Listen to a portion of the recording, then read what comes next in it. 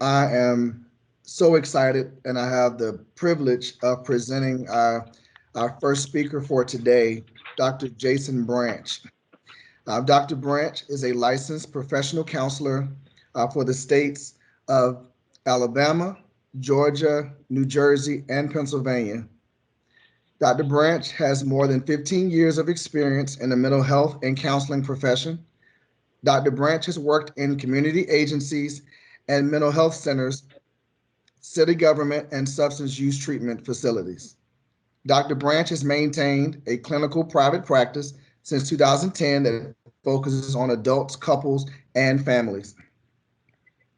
Dr. Branch currently engages in professional and scholarly work focused on African American male experiences, mentoring, multicultural issues, and increasing the practice of self care for helping professionals. If you've never heard Dr. Branch speak, you're in for a wonderful treat. It is my privilege to present Dr. Jason Branch.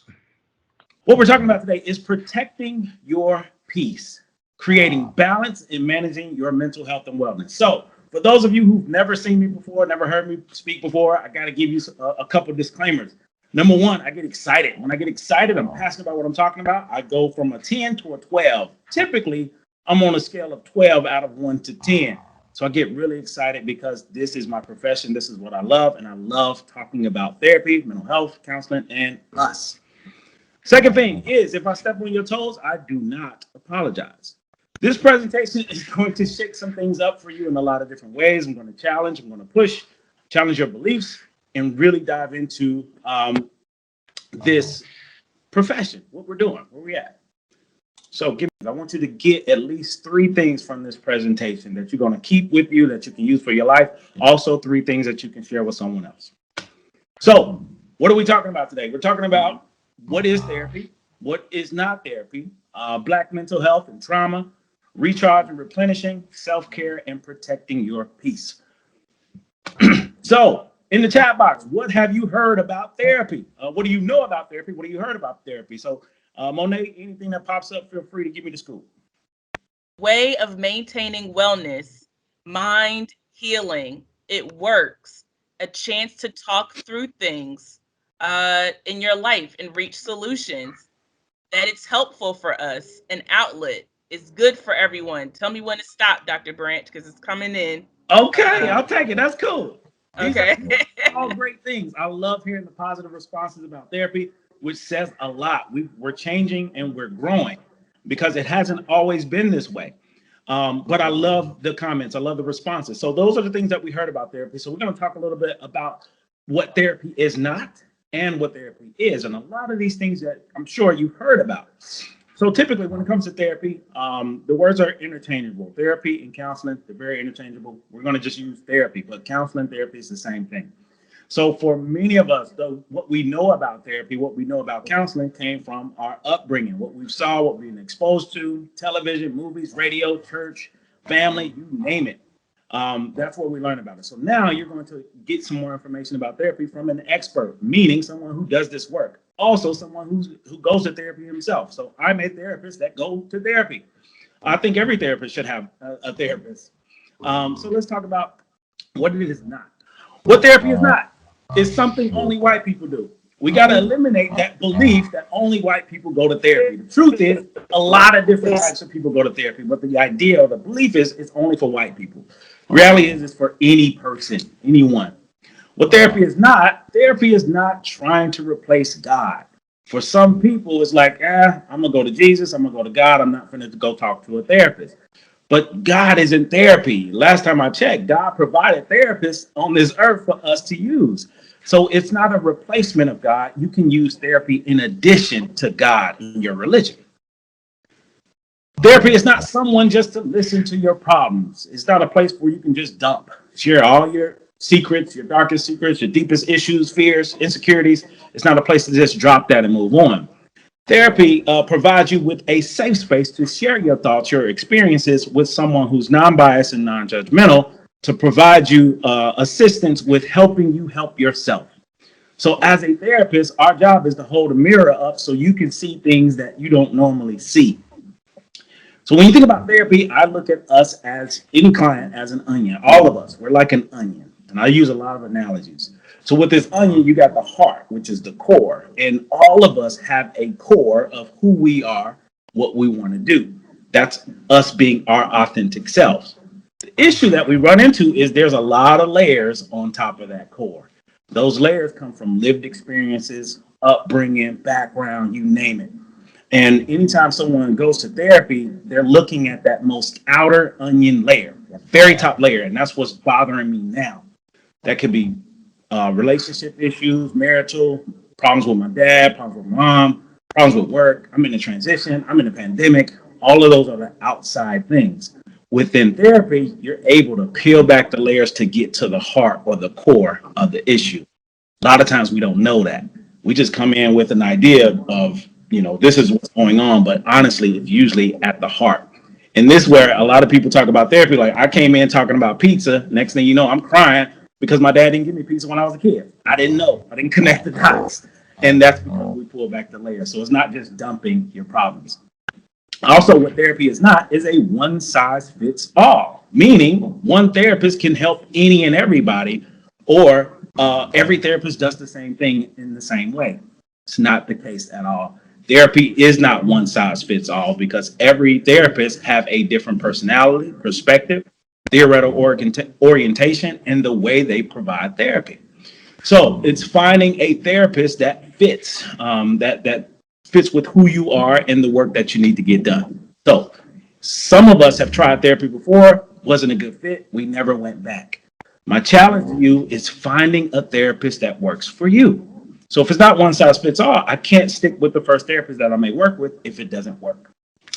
Next piece. Therapy does not have to cost you a lot of money. Some people say, I'm not going to therapy because it costs too much. The reality is the cost varies. And a lot of you at your job, you get therapy for free by your EAP. EAP is employee assistance programs through insurance. So your insurance company provides therapy for you. But most of the time we don't know. So you're probably paying for therapy and never took advantage of the services offered.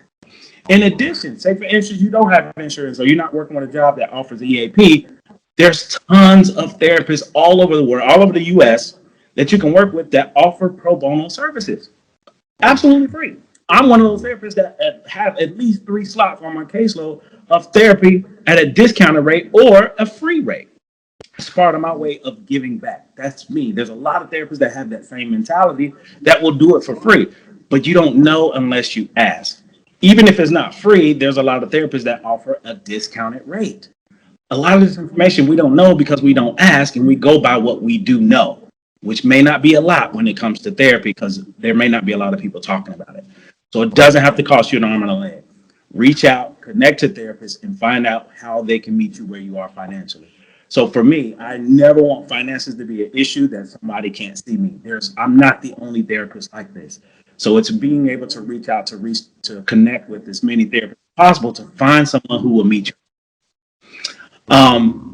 Next, therapy is not some white man or white woman telling you what to do or giving you advice. Number one, I'm a black man, so that dispels that myth. I'm a black male therapist, so therefore it's not just a white man or white woman. Part of that belief is Sigmund Freud. This is who we connect to counseling. This is who we connect to with therapy. It's that couch. And then we can go so far in the detail of this idea of what therapy is. You think about this brown leather couch and this white man with a beard and glasses and a blazer on telling me about my problems. That's a belief. That's an idea. It's not the reality, because at any counseling center, you don't have to lay on somebody's couch. You can sit on it. You can sit on the floor. You can sit on the table. You can stand up the whole time. You can do whatever you choose to do. But oftentimes we don't know that. We go by what we've heard or what we've seen. And that may not be the facts. Those are the beliefs. So there are many different types of therapists: black, white, Latino, LGBTQ, you name it. We're out here. But if you don't know about it, we don't exist. So I know I'm a unicorn. I'm a black male therapist with a Ph.D. I know how much of a unicorn I am. And for some of you who've never seen me before, you may not have known, oh my God, there's black male therapists. I didn't know. So it's our job, our responsibility to start looking out. We're here, but we don't exist unless you're trying to find us. Next, therapy is not Googling information, diagnosing yourself. Some of y'all are WebMD PhDs. You go on WebMD, oh my God, I got depression. I need to stay in bed. I'm going to diagnose myself. That's not what therapy is. Stop Googling a diagnosis and see an expert. See a professional who can give you the facts behind a possible diagnosis. Googling information is not therapy. Go to therapy. See a therapist. Also, therapy is not a lifetime commitment. It's not the end all be all. It's not easy and it's uncomfortable. No one signs up for therapy expecting not to be uncomfortable. It's going to be uncomfortable.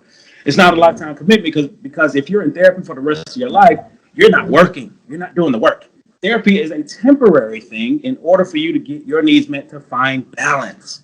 When you find balance, you don't need a therapist. And when you lose balance, it's time to see a therapist again. So if you know somebody who's been in therapy since they were 12 and they're 85 now, that's a problem because you're not doing the work. A therapist's job is to help you help yourself, which is part of the reason why we don't give advice. Because if I tell you what to do, I'm always going to have to tell you what to do. That's not our role. That's not our place. But some people think that. I'm not going to go to therapy for somebody to tell me what to do. The reality is you are the expert of your own life. So how can I tell you what to do? My job is to help you help yourself by challenging beliefs, ideas, perspectives, giving you new information in order for you to make different choices. Last, therapy is not venting on social media, following therapists, especially those therapists of color, or asking for answers to your problems on social media. Some people are like, yeah, I follow such and such. He's a therapist. I got a therapist. No, you don't. You do not have a therapist. You have a social media personality who does therapy. So it's not just venting, talking about problems and just putting things on Facebook. That's not therapy. That's venting. That's sharing your frustration. It's important for you to find a clinician in order to help you start processing the things and not piecemealing a therapist together by WebMD, social media, or whoever you follow. Okay, so what is therapy? Therapy is a form of treatment. Again, therapy and counseling, same thing. Therapy is a form of treatment aimed at relieving emotional distress and mental health concerns. Therapy is provided by a variety of trained professionals, such as a psychiatrist, psychologist, licensed counselor, licensed social worker. So let me break down those four really quickly. Psychiatrist. This is a person with an MD. This person has a medical degree in psychiatry. Typically, they work with brain functioning. So this individual does provide some talk therapy, but mainly it's medication management. So this is someone who may be dealing with a severe mental illness that's seeing a psychiatrist. Psychologist is a Ph.D. Psychologist has earned a Ph.D. They may be licensed, they may not be. This person can provide diagnosis. Typically, they may not provide medications, but they offer talk therapy. Very similar to a licensed counselor. I'm a licensed professional counselor, and I also have a Ph.D. in counselor education. Licensed counselors, they have a master's. They're licensed. They may be in private practice. They offer diagnosis. They do talk therapy. Last but not least, licensed social workers. These professionals also have a master's degree and a license, and they work from a social work perspective. They offer talk therapy. So when you think about licensed social workers, they're more a global perspective of what's going on with the person from head to toe, what's going on around them. Licensed professional counselor, what's going on in the mind and the head, what's going on around you. Psychologist, talk therapist, psychiatrist, medication management. So those are the four to break those down. Any of those can be considered as helping professionals and provide therapy for you. So look at those options. And there's plenty of people in each category that you can work with. Find who works best for you. Therapy also involves examining, gaining insight into life choices and difficulties faced by individual couples or families. So the key word I want to look at is life choices. All of us make life choices, and we're exactly where we are in life right now based off of our life choices. Some of us has made healthy choices, some of us unhealthy choices. It's not about good or bad. It's what's healthy and what's unhealthy. Therapy encourages you to step outside your comfort zone, challenge your beliefs and behaviors, and assist you with creating and maintaining healthy balance in your life. That's what it's about, balance. Sometimes we get so caught up in, I don't want to go to therapy because of all these different reasons. The reality is you just want to find balance, which means anyone can benefit from therapy. Anybody. The difference with therapy in the gym, think about the gym, going to the gym, working out muscles and getting healthy. That's physical health. Mental health is going to a therapist to work out muscles in your mind. What's going on with me? So if I can be so open and honest to physical health, I have to be willing to do the same thing for my mental health. Why therapy? So why therapy? And this is specific for Black people, Black mental health, trauma, right? To me, if you are a person of color in America, you've experienced trauma. We're going to break it down. What is trauma? It's the response to a deeply distressed or disturbing event that overwhelms an individual's ability to cope, causes feelings of helplessness, diminish their sense of self, and their ability to feel a full range of emotions and experiences. What are some examples of trauma that you've seen, heard, or experienced within the Black community? Put in the chat box. Let's see what you. Okay, so we have some responses. We have domestic violence, PTSD, police brutality, rape, racism, work, trauma, assaults, discrimination. Someone said whoopings, generational trauma, racism, race-based traumatic stress. All of us, if you're a person of color, experience some level of trauma from birth to 17 to 18 years of age. Simply from our parents, things that happen from our parents being unhealthy or not experiencing therapy or having their own trauma that they bring on to us. And for a lot of us, we've dealt with it and just had to deal with it. We never healed from it, but we dealt with it. In addition, if you're a person of color, say for instance, my childhood was pretty great. I didn't have any issues. The social injustices has an effect on us, and that's currently and from the past. The difference from the current and the past is we're seeing it now, but it's been going on since we've been on this earth, since we've been in the United States. So if you are a person of color in America, you experience trauma. Just living is traumatic. Just being present is traumatic. Think about the impact of violence on mental health. We've been seeing it for years. We've been seeing it more and more now with social media and video. Imagine the impact of it. Feeling overwhelmed and physically and emotionally exhausted. This is not just related to police brutality, but this could be our lives, 17, 18 years of life, onto adulthood. So imagine the videos that you may watch and the things that's going on in the media and people of color being mistreated and microaggressions and racism. This affects us. This is traumatic. So it causes anger, pain, frustration, helplessness, hopelessness, increases anxiety, paranoia, depression, and stress. And we find ways to cope. How do we cope? Drugs, alcohol, sex, porn, you name it. Whatever I need to do to feel better about me or to feel better about what's going on in my society. Seeing people killing unarmed Black men and getting off. No time, no jail sentence, no nothing. That hurts. That's trauma. So we're constantly dealing with trauma every single day. You turn on the news, it's trauma. Because that could be your son, your brother, your dad, your family, a friend. It could be you. That's trauma. Having disturbing images and videos intrude your thoughts, dreams, and reality. We see this stuff so much, some of us become desensitized, some of us become triggered. Every time I see it, I go back to racism, slavery, my home, my abuse. I go to these things. So this is another example of why we all could benefit from therapy, to work through these traumatic experiences that we've seen, we've experienced, or we're living through. And many of us, if you're a person of color, you're living through trauma. So why therapy? Why therapy? I just gave you a few reasons. Let's give you a little bit more. Especially for us as people of color, Black people specifically, our belief system. Imagine the stories that you continue to tell yourself. Imagine the stories that you heard growing up from your parents. And this is the reality. Now, I want you to test it. And a lot of things that I'm going to share with you, I want you to test it for yourself. Don't just take my word for it. Test it. But I'm willing to promise, I'm willing to guarantee that you can see this for yourself, that we're going to be exactly like our parents, the complete opposite, or somewhere in the middle. What other choice do you have? So for 17, 18 years of life, whatever your parents gave you are the facts. It's the truth, even if it's not. Many of us didn't realize how flawed and human our parents were until we left the house. We didn't know they were human until we found out they lied. Yes, your parents had lied to you. Some of y'all found out earlier than later. Some of y'all still worried or thinking about, is that really my daddy? Ooh, all facts, all day.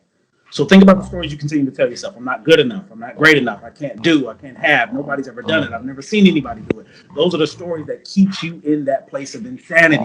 Insanity is doing the same thing over and over, expecting different results. How many of you are saying insane? Many of us, if not all of us. Because we say one thing and we do something different. That's inconsistent, incongruent, and inauthentic. To me, being balanced or gaining balance is being your authentic self, which means speaking what you feel, what you think, what you hear, and living the same way. Your behavior aligns with your beliefs. That's authenticity. Many of us, our behaviors don't align with our beliefs, which means we keep doing things we don't want to do, expecting other people to treat us in a different way. Think about your belief system. Second is learn behaviors. I can only repeat what I know. Domestic violence, sexual assault, sexual abuse, rape, those things that y'all mentioned, the trauma, it's a learned behavior. I learned how to do this, or it happened to me, so I'm doing it to somebody else. Think about relationship dynamics between men and women, fathers and sons, mothers and daughters. It's a reason behind the things that we do. I don't trust men because my mama didn't trust men. My grandmother didn't trust men. I don't trust any of these relationships. I don't trust other races because of what I dealt with in my race. It's a learned behavior, whether you're a Democrat, Republican, Christian, or Jewish. It's a learned behavior. And some of these behaviors no longer work for us, but we keep doing them. Again, if I step on your toes, I do not apologize.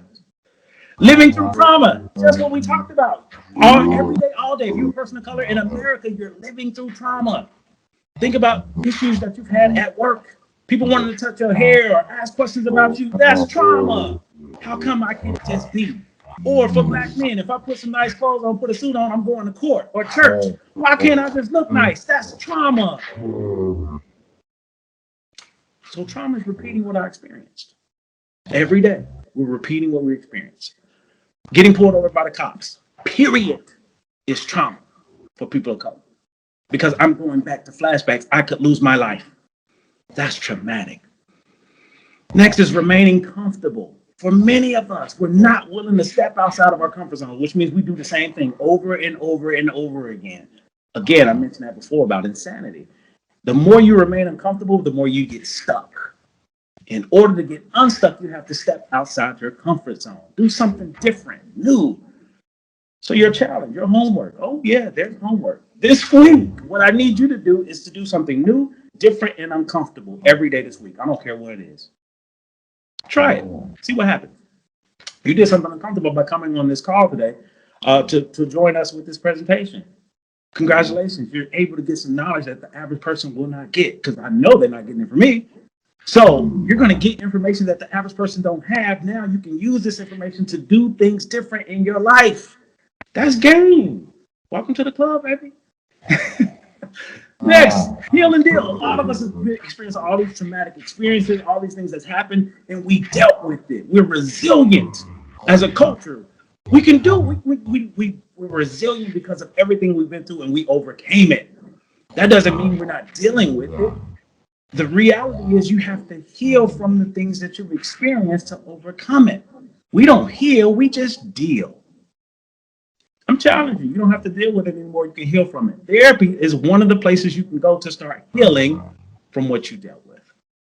Let's dive in. Let's switch gears. So we're dealing with this trauma. We're talking about therapy. We're making these changes. Let's dive into our belief system, which is part of the reason that we do what we do.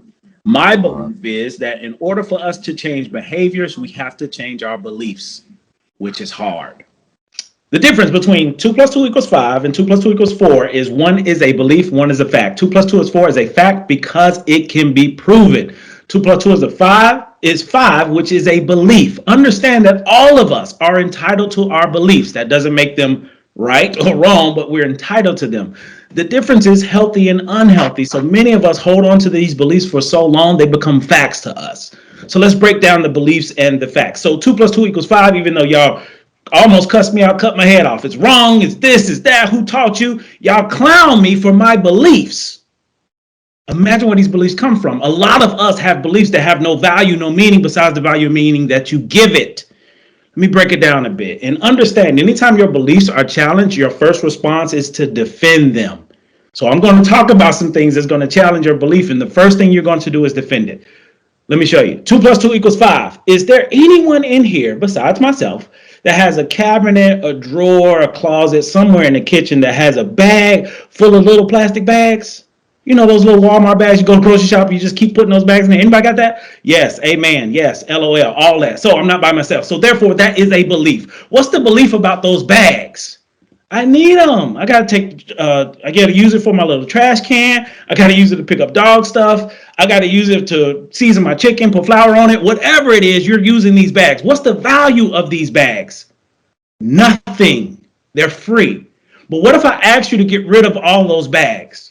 It will be World War III. If it's not you, maybe it's your mom and your grandmama. You're not going to get rid of those bags. So understand, if we both can agree, if we all can agree that those bags have no value, but you place value on them, meaning I'm not getting rid of them, imagine the other things that's going on in your life that has no value that you still hold on to. Those are your beliefs. You're entitled to them, but do they work for you? Probably not. My challenge for you, get rid of some of those bags. Homework number 2. You got 100 of them, get rid of 90. You'll be okay with 10. So understand the boxing gloves that's going on right now. A lot of you in the chat box, I'm not getting rid of them. I can't do it. That's you holding on to a belief and you're refusing to let it go. So imagine the other crap that I hold on to that has no value that I still hold on to. Meaning my father, my parents did A, B, and C. You're an adult. You 30, you 40, still blaming mom and dad. That's the belief. How can you still blame them for the life that you have now? Now, let's break it down, though. Let's break it down. Y'all feel an attack. I told you if I step on your toes, I do not apologize. Let's dig deeper. Let's dig deeper into this belief system. You have beliefs about counseling, which is why you've never gone. If it's not you, it's mom, it's dad, it's grandparents. It's these beliefs about what therapy is. Now, you just got facts about what therapy is and what therapy is not, but you are in a different group because you decided to come here. My challenge to you is, in order for us to change our beliefs, we have to be willing to step outside of our comfort zone. One challenge, again, throw away some of those bags, clean out that junk drawer, do something different. And those are 2 things that's tangible, that's light. But imagine the other things that we've held on to that no longer has value and meaning. Think about your beliefs related to race, racism, microaggressions, politics, Democrat, Republican, safe sex, unsafe sex, premarital sex, children out of wedlock, when to get married, when not to get married, when to get divorced. All of these are beliefs because there are no facts. But we don't challenge them. We never challenge our beliefs until you're faced with these conversations now. So quick story. And this is to challenge these beliefs. There was a married couple long time ago, right? This married couple, every Thanksgiving, they will host this Christmas celebration, Christmas dinner, right? And every year they do this Christmas celebration. The wife will cut a quarter of this ham off before she put it in the oven. She cut the quarter of the ham off before she put it in the oven. And the husband asked, "Why do you do that?" And the wife said, "I don't know. I do it because my mama did it." And the husband like, let's call mama. Let's find out why did she cut the quarter of this ham off.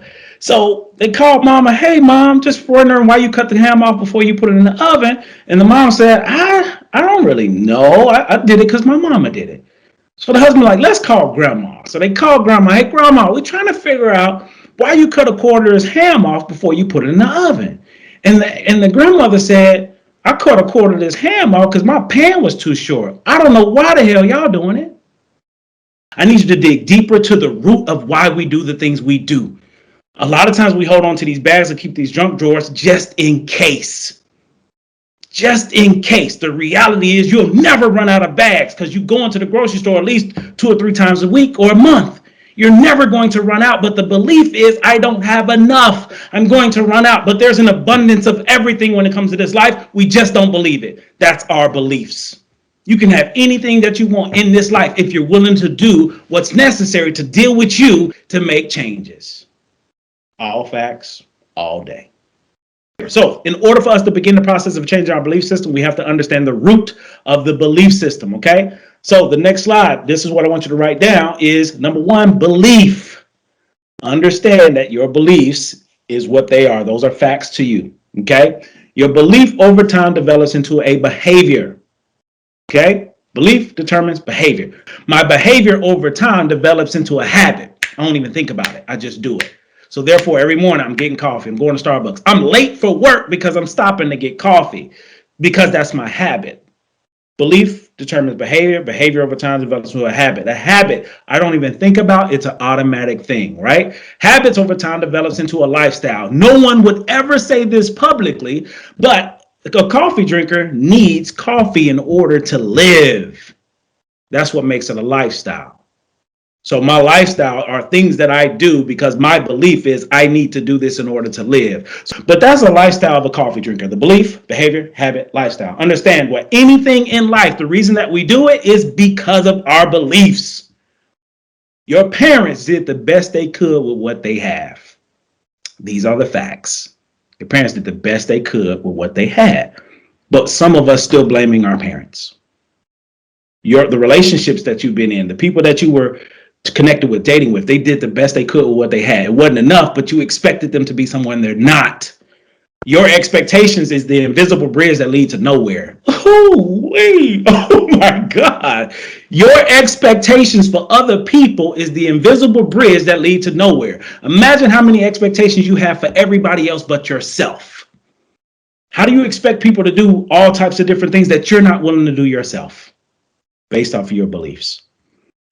So your challenge is, how do I start doing things differently? You have the ability to change based off of what you do. In addition, write this down. We must accept people for who they are and who they are not. This next portion, second half, we're diving into self-care. A lot of us, especially people of color, are drained from being everything to everyone.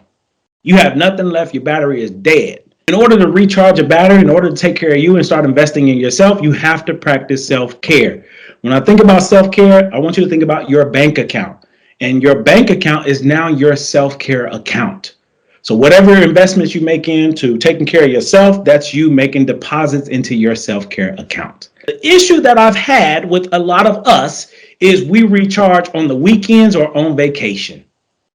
So I live life and I give everything to everyone else, and then I take care of me on the weekend or vacation. The reality is it's unbalanced. My challenge to you all is to start finding ways to take care of yourself every day.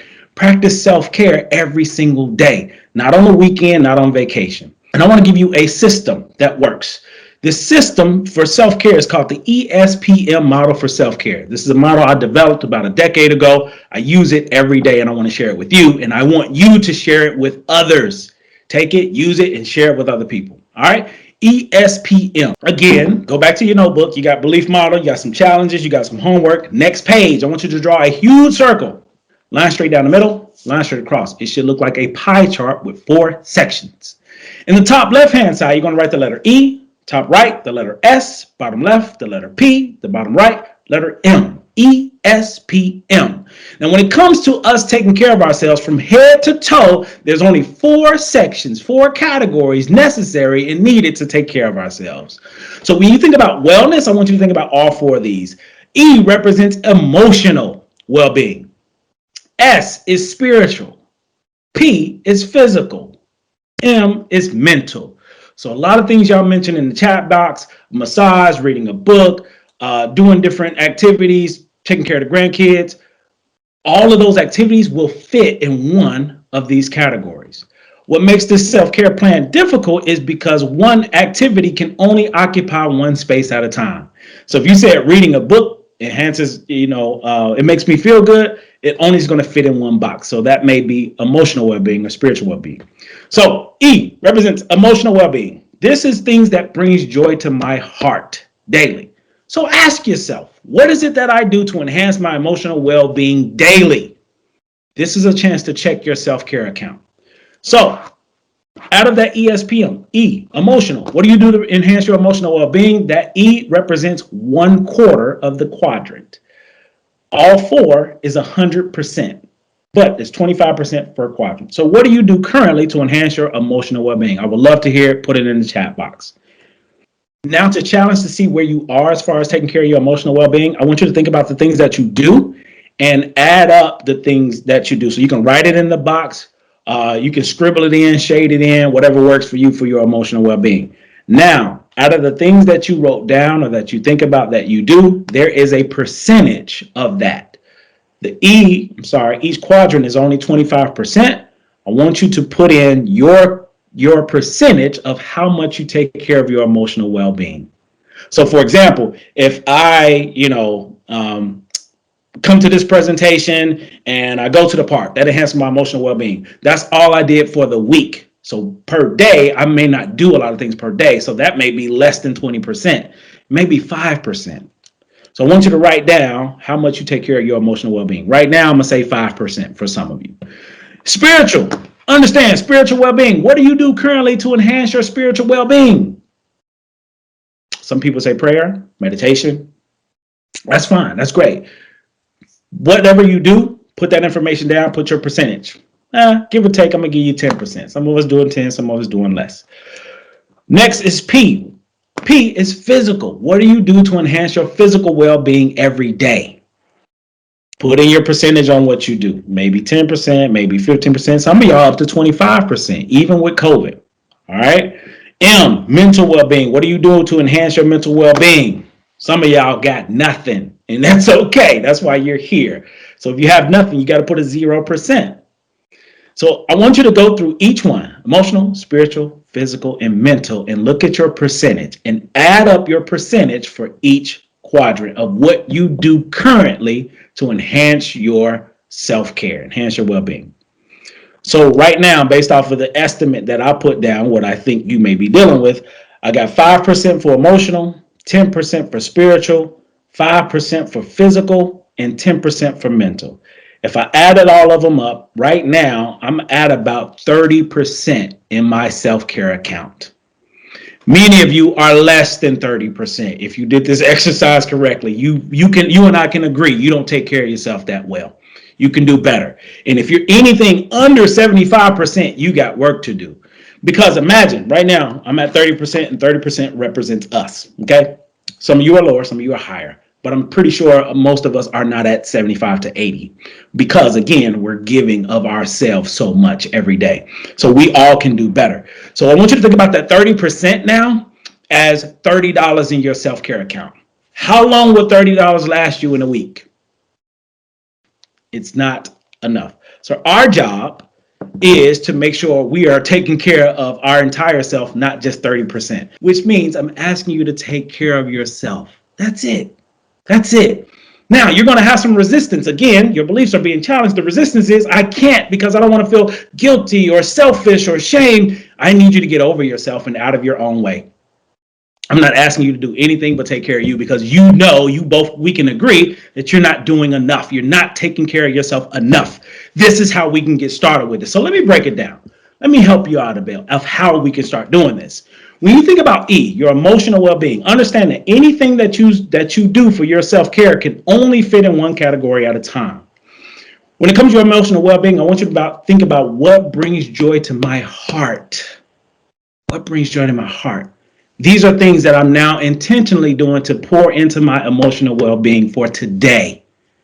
So for me, what brings joy to my heart is laughter. Y'all can tell I love cracking jokes. I love laughter. I love fun. I do it intentionally. I laugh at myself every day. I find a way to laugh at me because that brings joy to my heart.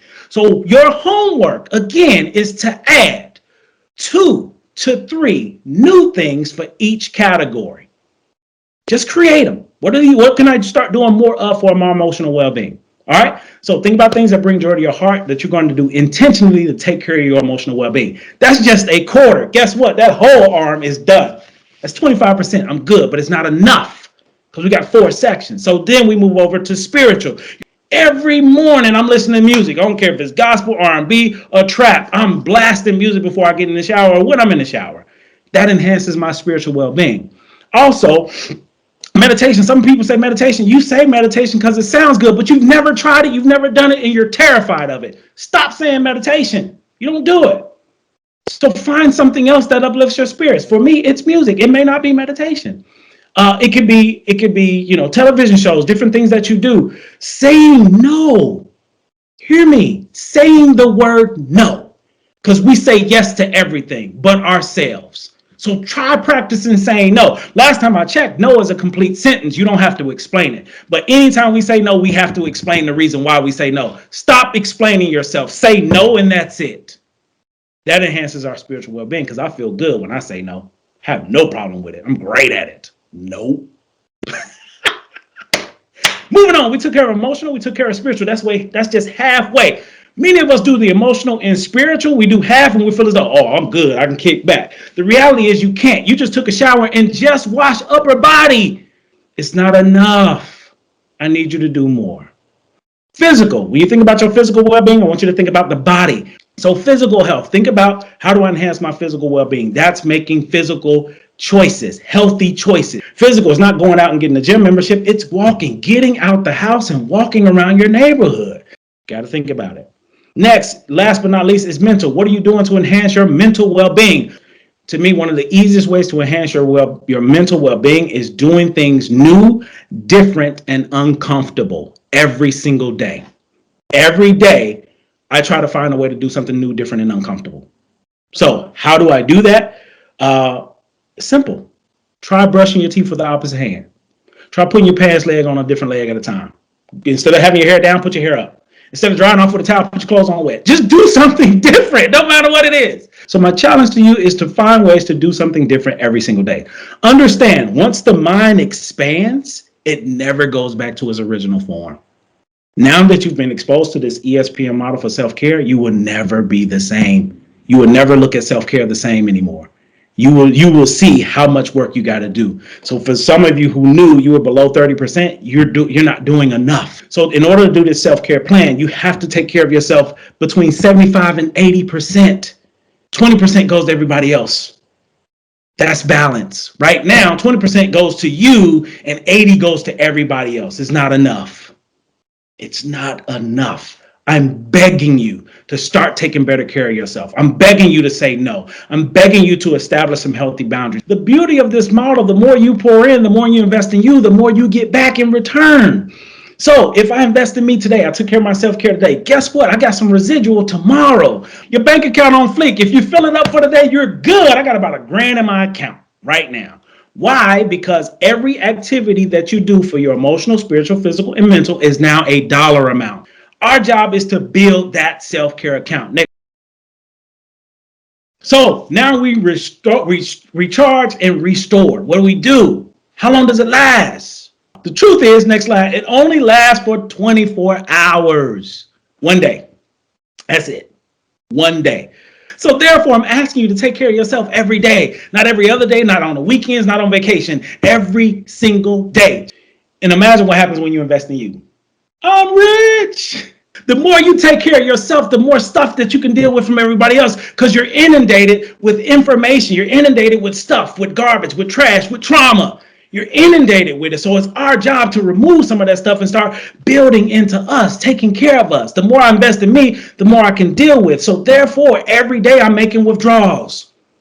Life is withdrawals. Every single day I wake up, I'm responsible. I got to feed the kid. I got to feed me. What I'm going to wear. What about school? What about my mask? Oh my God, I forgot my mask. Somebody go get my mask. These are withdrawals. So the more I withdrawals, the less money I have in my account. And some of us have a zero balance and still spending. How are you still taking care of other people if you haven't taken care of yourself yet? How, Sway? How? So understand. You got the self-care model, you got the self-care plan. I need you to start implementing. I need you to start integrating this into your life.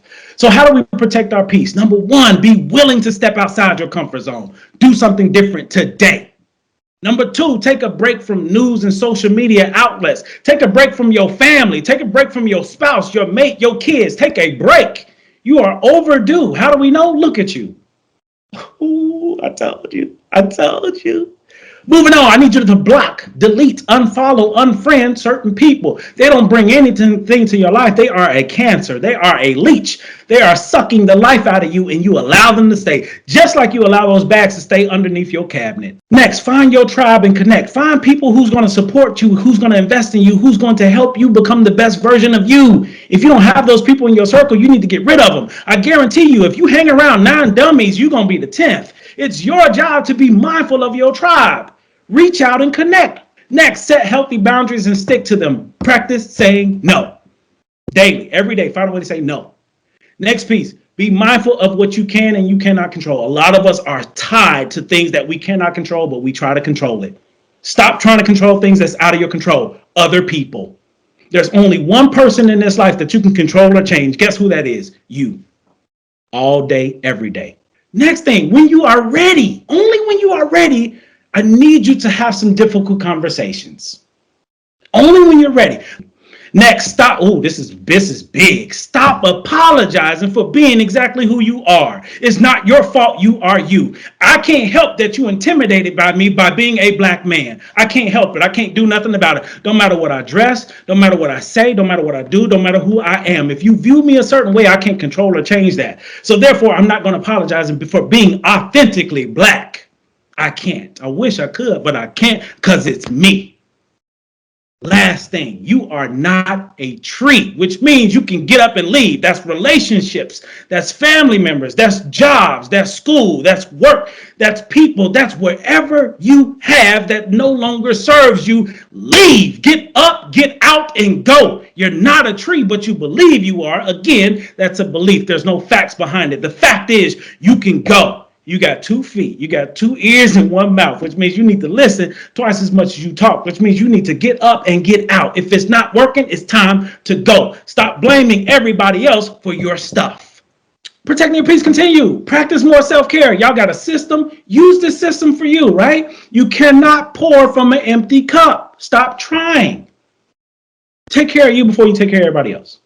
Increase your self-awareness and self-discovery. You need to start learning more about yourself. You need to get a Ph.D. in you, who you are. The more you know about yourself, the more you can see the BS that's around you. A lot of people don't know themselves, which is why they keep hurting people like us. Hurt people, hurt people. I'm hurt because I never dealt with the pain, the trauma.